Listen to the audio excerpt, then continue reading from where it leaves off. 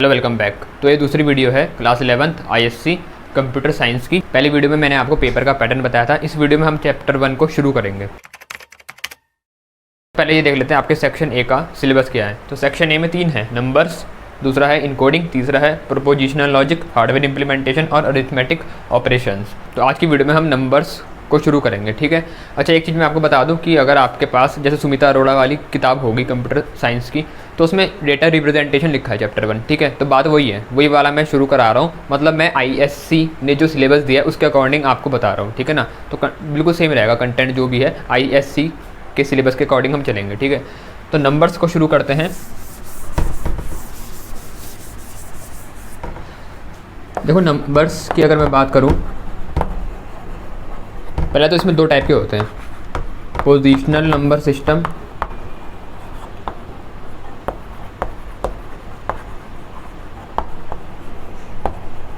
और एक होता है non positional number system.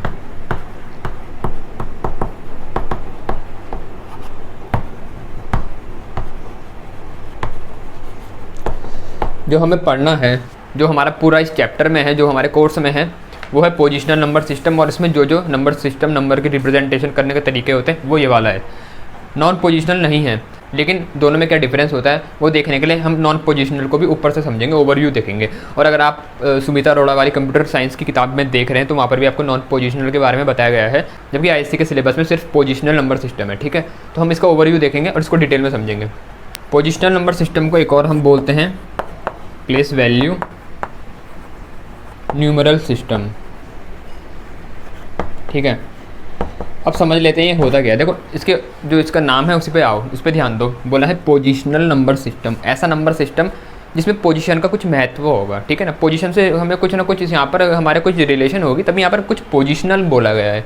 Non positional सुन के ही समझ में आ रहा है कि मतलब पोजीशन से यहाँ पर कोई हमें फ़र्क नहीं पड़ता, पोजीशन हमारे मैटर नहीं करती। अब बात आती है पोजीशन, किसकी पोजीशन की बात हो रही है। पहले एग्जांपल से समझाता हूँ, तब इसकी डेफिनेशन पे आते हैं, ठीक है। तो एग्जांपल देखो, जैसे मैंने लिखा फॉर एग्जांपल 135, 153 और 531, ये 3 नंबर मैंने लिखे हैं। अभी थोड़ी देर के लिए भूल जाओ कि हम कंप्यूटर साइंस पढ़ रहे हैं, क्या पढ़ रहे हैं। मैंने ये 3 नंबर लिखे, इन पे ध्यान देना, ठीक है। हमने बचपन में पढ़ा है ना, नंबर को एक्सपेंड फॉर्म में लिखना और कॉम्पैक्ट फॉर्म में लिखना। ऐसी फॉर्म को हम बोलते हैं कॉम्पैक्ट फॉर्म। जो एक्सपेंड फॉर्म होती है वो इस तरीके की होती है, जैसे ध्यान से देखना, जैसे ये 5 कौन सी प्लेस में है, यूनिट प्लेस में है, ये टेंस प्लेस में है और ये 100 प्लेस में है। तो ऐसे लिखते थे ना, 5 × 1, ठीक है, प्लस जो कौन सी प्लेस में, टेंस में। तो टेंस वाले को क्या करते थे हम, 10 से इंटू, 3 × 10 ऐसा करते थे, है ना, याद है ना थोड़ा बहुत। और ऐसी पहले वाले कौन सी प्लेस में है, 100, तो ऐसा करेंगे 1 × 100। अब इससे हुआ यूँ, जब मैं इनको अगर जोड़ूँ तो 1 × 100 कितना हुआ, 100, 100 प्लस 3 × 10 कितना हुआ, 30, और प्लस 5 × 1 हुआ 5। तो कुल मिला के अगर इसका आंसर निकालें कितना हुआ, ये हुआ 130, 135। अब यहाँ ध्यान देना, 135 और ये 135 सेम है, ठीक है। ये होती कॉम्पैक्ट फॉर्म, ये होती है हमारी एक्सपेंड फॉर्म, ये जब हम बचपन में पढ़ते थे। अब ये मैंने एग्जांपल यहाँ पर क्यों लिया, अब ध्यान यहाँ देखना, ज़रा ध्यान से यहाँ पर देखना। पहले मैं इन दोनों की रिप्रेजेंटेशन यहाँ पर लिख दूँ, फिर मैं बताता हूँ इसका यहाँ पर क्या यूज़ है। ऐसे अगर इसकी बात करें हम, तो इसको कैसे लिखूँगा, 1 × ये 100 प्लेस पर है तो 1 × 100 हो जाएगा, प्लस 5 कौन सी टेंस प्लेस पर है तो 5 × 10, ऐसी 3 कौन सी प्लेस पर है, यूनिट, तो 3 × 1। तो जब इसको भी ऐड करेंगे ऐसे कुछ बनेगा, 100 प्लस 50 प्लस 3, आंसर आएगा जो यहाँ पर है 153, ठीक है। इस आखिरी वाले की बात करें 531 की, तो ये भी ऐसे होगा, 5 × 100 प्लस 3 × 10 प्लस 1 × 1, तो ये भी ऐसे बना 500 प्लस 30 प्लस 1, तो ये हो गया 531, ठीक है, 531।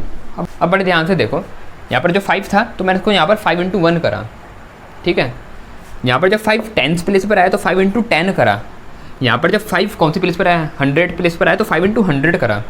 मतलब जैसे जैसे डिजिट की प्लेस चेंज हो रही तो उसकी वैल्यू में भी फ़र्क पड़ रहा। बड़े ध्यान से सुनना, 5 यहाँ पर यूनिट प्लेस पर था तो इसलिए 5 को 1 से इंटू करा था। जब टेंस प्लेस पर आया तो 5 को 10 से इंटू करा। जब 5 100 प्लेस पर आया, सबसे पहले आ गया 100 प्लेस पर, तो उसको 100 से मल्टीप्लाई करा। मतलब जो डिजिट की पोजीशन है उस पर डिपेंड करता है कि जो इसकी एक्चुअल वैल्यू है वो क्या बनेगी। बात समझ में आ रही ना। अगर 100 प्लेस पर है तो ये 5 इंटू 100 500 बन रहा है, लेकिन यूनिट प्लेस पर वही 5 है तो वो 5 इंटू 1 5 बन रहा है। मतलब कहाँ 5 और कहाँ 500, अंतर बहुत है ना, जबकि डिजिट सेम है। तो फ़र्क कैसे पड़ रहा है? उसकी पोजीशन से, उसकी जैसे जैसे पोजीशन चेंज होएगी डिजिट की तो उसकी वैल्यू पे भी फ़र्क पड़ेगा। अब इसकी डेफिनेशन पे आते हैं। अब अगर इसकी डेफिनेशन मैं बुक के हिसाब से बताऊं तो वो है the placement of a digit in connection with its intrinsic value determines its actual weight और value in the number being presented. अब इसको समझ लेते हैं आम भाषा में बोलना क्या चाह रहे हैं। तो बोला गया है जो नंबर है, जैसे यहाँ पर 5 की बात कर रहा हूँ मैं अगर, तो इस 5 की जो एक्चुअल वैल्यू बनेगी, जैसे यहाँ पर 5 की यहाँ पर 5 की एक्चुअल वैल्यू क्या है 500, 5 इंटू 100 कितना है, एक्चुअल वैल्यू है 500। तो जो ये 500 बना ये दो चीज़ पे डिपेंड करती है। एक तो इसकी पोजीशन क्या है नंबर में, ये कौन सी पोजीशन पे आ रहा है, क्योंकि हमारा नंबर सिस्टम ही कौन सा है, positional number system.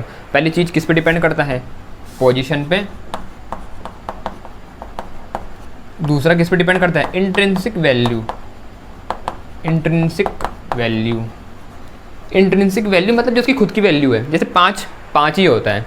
For example अगर यहाँ पर 4 होता तो फिर वैल्यू जो आती है वो 4 इंटू 100 400 आती।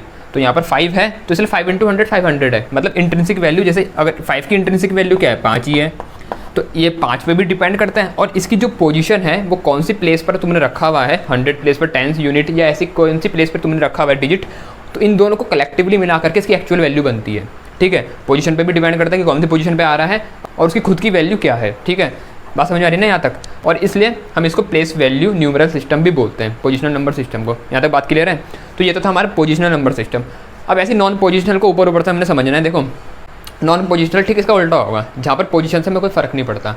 तो उसका बेस्ट एग्जाम्पल है जो रोमन नंबर हम पढ़ते हैं ना, रोमन न्यूमरल सिस्टम, वो इसका एग्जाम्पल है। ठीक है,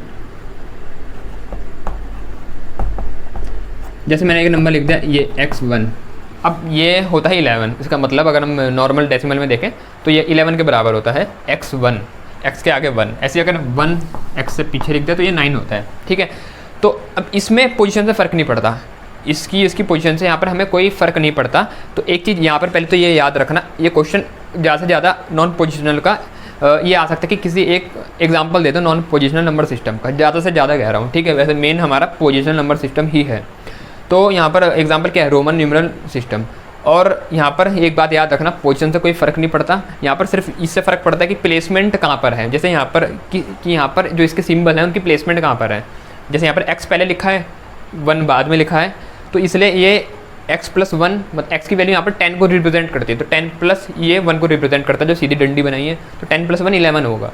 पहले लिख दिया लेफ्ट साइड में, तो उसका मतलब होता है माइनस करना। तो 10 में 1 माइनस करो कितना हुआ 9। इसका मतलब होता है जैसे ये x का मतलब होता है 10, उसके आगे लिखा है जो भी चीज़ तो राइट में लिखो तो मतलब होता है प्लस कर रहे। तो 10 + 1 हुआ 11। ऐसे ही यहाँ पर ये x से पहले लिखा है 1, तो इसका मतलब होता है 10 में से माइनस करो 1, तो ये हो गया 9। बात समझ में आ रही। तो इस सिर्फ एग्जांपल के लिए, इससे ज़्यादा इसमें कुछ पूछना नहीं चाहिए टीचर ने। तो ये इतना ही ठीक है। अब जो पोजिशनल नंबर सिस्टम है ये मेरे ख्याल से समझ में आ गया होगा, इसको पोजिशनल नंबर सिस्टम क्यों बोलते हैं।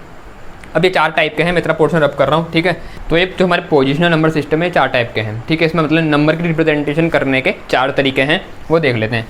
तो पहला तो है हमारा बाइनरी नंबर सिस्टम।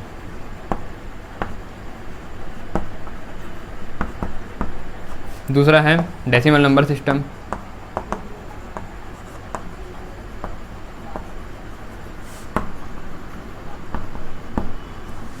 तीसरा है octal number system.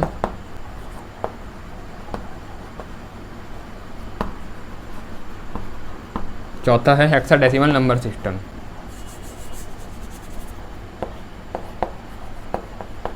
Hexadecimal number system. ठीक है, ये 4 हमारे नंबर सिस्टम हैं।